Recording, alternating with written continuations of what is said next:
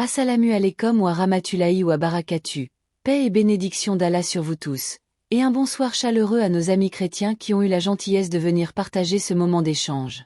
Je me présente, Aïcha Ben Yassir, étudiante en philosophie des religions et passionnée par le dialogue entre les civilisations et les croyances. C'est pour moi un immense honneur d'être ici, aux côtés d'un homme que beaucoup admirent pour sa sagesse et sa clarté, le docteur Akir Naik. Que Dieu vous bénisse, docteur.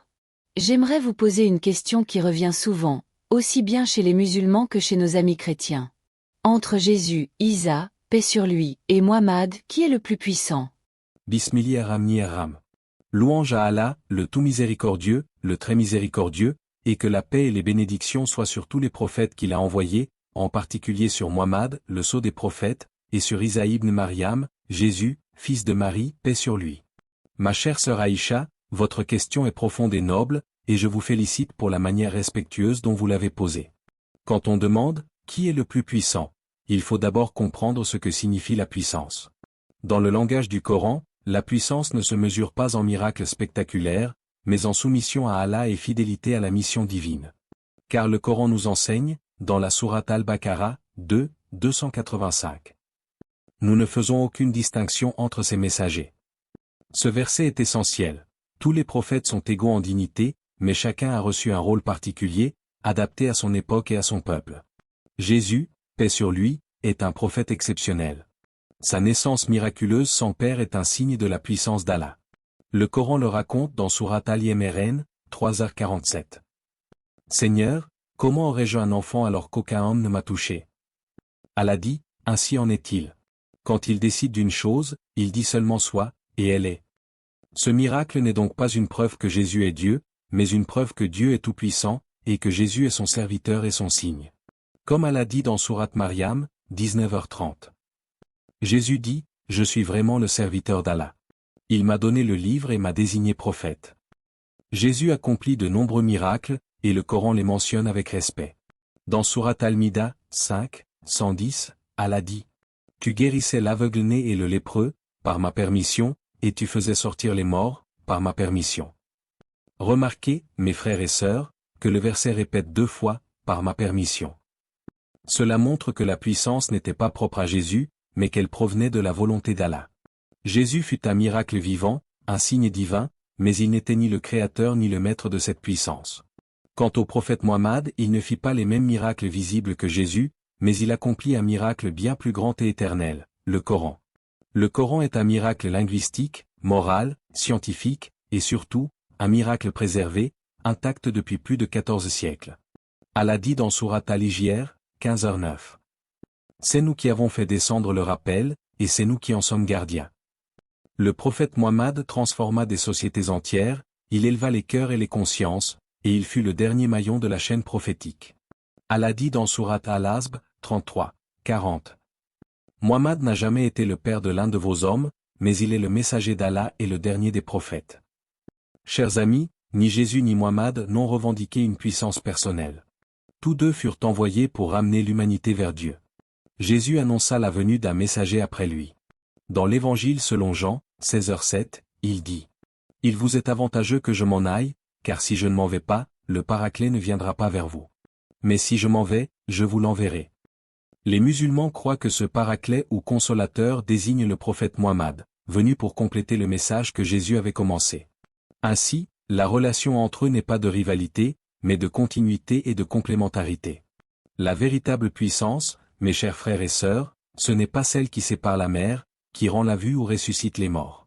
La véritable puissance, c'est celle du message qui réveille les cœurs, de la vérité qui transforme les âmes, de la foi qui ramène les hommes vers leur Créateur. Jésus, Isa, et Muhammad ont tous deux incarné cette puissance spirituelle. L'un fut le signe de Dieu, l'autre fut le sceau de sa miséricorde. Et Allah dit dans sourate Al-Anbi, 21, 107. Et nous ne t'avons envoyé Muhammad que comme miséricorde pour les mondes. Dans la première partie, nous avons compris que la véritable puissance des prophètes ne réside pas dans la force physique ni dans la capacité à accomplir des miracles extraordinaires, mais dans leur soumission totale à Allah et leur fidélité à la mission divine. Permettez-moi maintenant d'approfondir un peu plus cette idée, en évoquant la nature des miracles et leur rôle dans la mission de Jésus, Isa, et de Muhammad.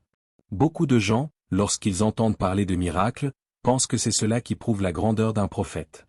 Mais mes chers frères et sœurs, les miracles ne sont jamais une démonstration d'orgueil ou de puissance personnelle, ils sont des signes, et c'est le mot qu'utilise le Coran, ya, un signe venant d'Allah. Allah accorde ces signes pour confirmer le message, non pour élever le messager au-dessus de sa mission. Par exemple, Jésus, fils de Marie, accomplit des miracles parce qu'il faisait face à un peuple, les enfants d'Israël, qui admiraient les signes visibles, les prodiges. À leur époque, les gens respectaient beaucoup les guérisseurs et les médecins. Allah, dans sa sagesse, donna donc à Jésus le don de guérir, afin que son peuple reconnaisse la main de Dieu à travers lui. Le prophète Muhammad, lui, fut envoyé à un peuple qui excellait dans la langue et la poésie. Les Arabes de son temps considéraient la rhétorique comme un art suprême. Ils pouvaient réciter des poèmes entiers par cœur, débattre pendant des heures, composer des vers d'une beauté rare. Alors Allah révéla au prophète le miracle du Coran, un miracle linguistique, dont la beauté, la structure et la profondeur dépassaient tout ce que les poètes pouvaient concevoir. Allah dit dans Sourate Al-Yasr, 17, 88. Dit, même si les hommes et les djinns s'unissaient pour produire quelque chose de semblable à ce Coran, ils ne pourraient produire rien de semblable, quand bien même ils se soutiendraient les uns les autres. Ce verset n'est pas seulement un défi, c'est une preuve intemporelle, la parole divine ne peut être imitée. Et c'est là une grande différence entre les miracles des prophètes. Ceux de Jésus, paix sur lui, furent temporaires et visibles. Lorsqu'il rendait la vue, c'était pour un instant donné, pour une personne précise. Le miracle du prophète Muhammad, lui, fut éternel et transmissible. Le Coran ne cesse d'agir, d'émouvoir, de guider, jusqu'à aujourd'hui et jusqu'à la fin des temps. Voilà pourquoi, lorsque l'on parle de puissance, il faut comprendre que la puissance la plus haute n'est pas celle qui étonne les yeux, mais celle qui transforme les cœurs. Et c'est ce que fit le prophète, il transforma les ennemis en frères, les ignorants en savants, les injustes en hommes de foi. Les compagnons du prophète, qu'Allah les agrée, furent eux-mêmes des miracles vivants de cette transformation. Avant l'islam, beaucoup d'entre eux adoraient les idoles, vivaient dans la division, ne connaissaient pas la justice. Après la révélation, ils devinrent les porteurs de lumière, les hommes les plus véridiques, les plus droits, les plus courageux. Et tout cela, mes frères et sœurs, sans qu'ils aient besoin de voir des montagnes bouger ou des morts ressusciter. Leur miracle, c'était la foi.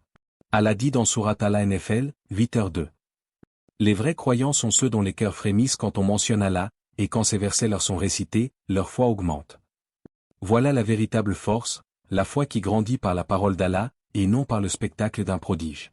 Un autre point important, Jésus et Muhammad furent tous deux confrontés à l'incrédulité. Les gens demandaient sans cesse des signes. À Jésus, certains disaient, montre-nous un miracle, pour que nous croyions. À Muhammad, d'autres disaient, fais descendre des anges, fais jaillir des rivières, fais tomber le ciel sur nous. Et Allah répondit dans Sourate Al-An'am, 6, 109. Ils jurent par Allah, de toute leur force, que si un miracle leur venait, ils y croiraient certainement. Dit, les miracles ne dépendent que d'Allah. Voyez-vous, mes amis, la foi ne vient pas des yeux, elle vient du cœur. Car celui qui ferme son cœur à la vérité ne croira jamais, même s'il voyait des miracles à chaque instant. Mais celui qui ouvre son cœur à la lumière d'Allah, n'a besoin d'aucun prodige. Et c'est ce qu'enseigne le Coran à travers ces deux prophètes. Jésus, fils de Marie, fut un signe vivant de la miséricorde divine. Muhammad fut un guide universel, porteur d'un message final, complet et préservé. L'un et l'autre ne sont pas en opposition, mais en continuité. Jésus annonça la venue du dernier prophète, et Muhammad confirma la vérité de Jésus. Allah dit dans Sourate As-Saf, 61, 6. Et quand Jésus, fils de Marie, dit, ô enfants d'Israël, je suis vraiment le messager d'Allah envoyé vers vous, confirmant ce qui, dans la Torah, est avant moi, et annonçant la bonne nouvelle d'un messager qui viendra après moi, dont le nom sera Ahmad. Le nom Ahmad est l'un des noms du prophète Muhammad. Ainsi, la puissance de Jésus, paix sur lui, fut d'annoncer. La puissance de Muhammad fut d'accomplir. Mes frères et sœurs, réfléchissez à cela. Si un roi envoie plusieurs messagers successifs à son peuple, chacun avec une mission particulière, celui qui vient en dernier n'est pas supérieur par nature, mais parce qu'il conclut la mission. C'est pourquoi Muhammad est appelé le sceau des prophètes non pour se vanter, mais parce qu'il a clos la révélation divine par la perfection de son message. Et ce message est pour tous, pour les Arabes et les non-Arabes, pour les Juifs, les chrétiens, les païens, les croyants de toute origine. Il est universel, et cette universalité est une puissance en soi. Jésus, paix sur lui, fut envoyé à un peuple précis. Le Coran le dit clairement dans Sourate Al-Af, 61, 6, et aussi dans Sourate Al-Imran, 3h49. Et il fera de lui un messager aux enfants d'Israël. Tandis que Muhammad dit dans Sourate Saba, 34, 28. Et nous ne t'avons envoyé qu'à l'humanité tout entière, comme annonciateur et avertisseur. Cette différence est fondamentale. La mission de Jésus était limitée géographiquement et temporairement. Celle de Muhammad est globale et éternelle. Ce n'est pas une compétition, mais une continuité divine. Chaque messager a eu sa part de lumière, et cette lumière s'est transmise jusqu'à briller pleinement avec le dernier des prophètes. Et aujourd'hui encore, cette lumière continue d'éclairer des millions d'âmes. Le Coran est récité dans les mosquées, mémorisé par des enfants, étudié par des savants, traduit dans des centaines de langues. Aucun autre livre révélé n'a été préservé de la sorte. Et cette préservation est, elle aussi, un miracle. Quand on parle de puissance, c'est cela qu'il faut méditer. La puissance de Dieu qui fait qu'un message transmis à un homme du désert il y a 14 siècles continue de guider des cœurs dans toutes les régions du monde. Mes amis, la comparaison entre Jésus et Muhammad ne doit donc pas être vue comme un affrontement, mais comme une échelle de la révélation. Jésus fut un signe de la puissance d'Allah. Muhammad fut le porteur final de sa parole. Les deux appellent à la même foi, au même Dieu, à la même droiture. Et si leurs miracles diffèrent, c'est parce que leur mission différait. Mais leur essence, leur message, et leur source Allah demeurent les mêmes. Subnal. Cher professeur Dr Akir Naik, je suis profondément reconnaissante pour le temps que vous avez pris afin de répondre à ma question, pour la clarté de vos paroles et pour la sagesse avec laquelle vous avez éclairé ce sujet si sensible. Vous avez parlé avec respect, sans jamais dénigrer, et cela, c'est une leçon de dawa en soi. Jaskilu Kéran, ma sœur Aïcha. Merci à toi pour ta question sincère, et pour ton respect dans la manière de la poser. Ta curiosité et ton attitude sont un exemple de ce que le prophète Muhammad nous a enseigné. Celui qui cherche la science pour plaire à Allah, Allah lui ouvrira la voie vers le paradis. Et c'est exactement ce que nous devons faire, poser des questions, réfléchir, comparer, et chercher la vérité non pas pour débattre, mais pour se rapprocher d'Allah. Mes chers frères et sœurs, ce que nous avons partagé aujourd'hui, ce n'est pas un affrontement entre deux figures saintes. C'est un échange d'amour et de vérité. Jésus, paix sur lui, fut envoyé pour rappeler aux fils d'Israël l'adoration du Dieu unique, et Muhammad fut envoyé comme miséricorde pour toute l'humanité. Ces deux messages s'unissent dans une même lumière, celle du Tawhid, l'unicité absolue d'Allah. Ce dialogue que nous venons de vivre est précieux. Il prouve que nous pouvons parler de nos différences sans haine, que nous pouvons discuter sans diviser, et que nous pouvons nous rappeler mutuellement qu'au-dessus de tout, il y a Allah, le Créateur de tous les êtres humains. Et c'est cela que le Coran nous enseigne dans Sourate Al-Imran, 3, 64. Ô gens du livre, venez à une parole commune entre nous et vous, que nous n'adorions qu'Allah, sans rien lui associer, et que nul d'entre nous ne prenne des seigneurs en dehors d'Allah. Ce verset est un appel à l'unité spirituelle, pas à la division. Et c'est cette unité que nous devons préserver et propager avec sagesse, respect et amour.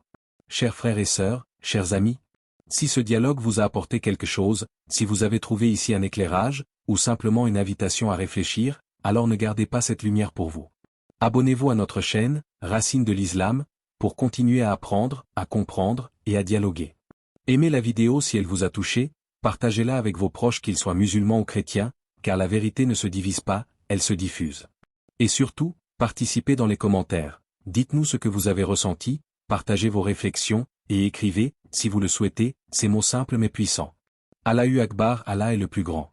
Que Allah guide chacun de nous vers la vérité, qu'il fasse de nos langues des instruments de paix, et qu'il unisse nos cœurs dans la lumière du monothéisme pur.